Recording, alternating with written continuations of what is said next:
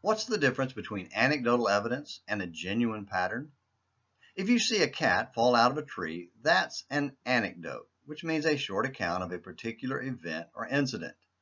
If you see a cat fall out of a tree every day for weeks, that could be a pattern, a regularly repeated event. The first time, we probably wouldn't begin to think cats grew on trees, but maybe after seeing it repeated often enough, we might start to wonder. Even then, we couldn't be sure because a few anecdotes that appear connected aren't necessarily related. Observing a few similar incidents doesn't prove a genuine pattern. Unless we do real research to confirm the connection, we might be trusting unreliable anecdotal evidence. Cats falling out of trees may only prove that's one stubborn cat. However, leaves falling out of trees in the fall reconfirm a well-established pattern.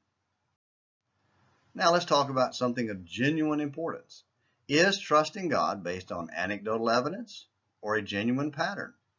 That's a tricky question because in our lifetime, we've seen religious people give convincing but ultimately untrue testimonials. Many people really believe the boy who went to heaven, but he eventually admitted he didn't. It was a lie. Even in our own lives, we have to be very careful about attributing good incidents to God, acting in our lives for our special benefit, because it may just be an anecdote. After all, God causes the rain to fall on the just and the unjust, Matthew 5, verse 45, and bad things happen to God's people, 1 Peter 4, verse 12.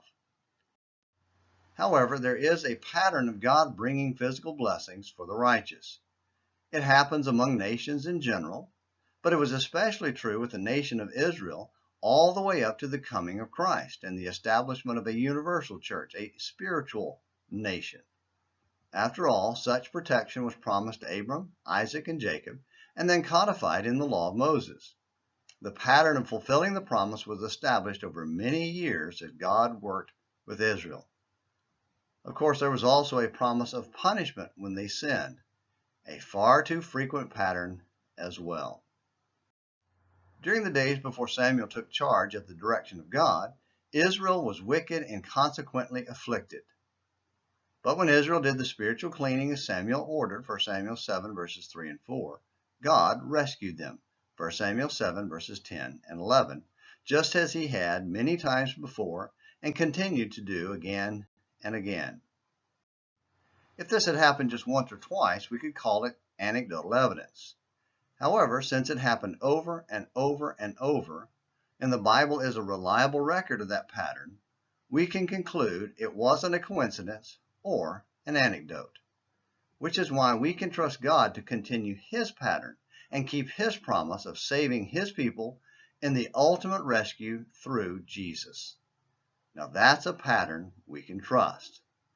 The question isn't, can you trust God? The question is, will you trust God? A question only you can answer. Well, thanks for watching Morning Minutes in the Bible.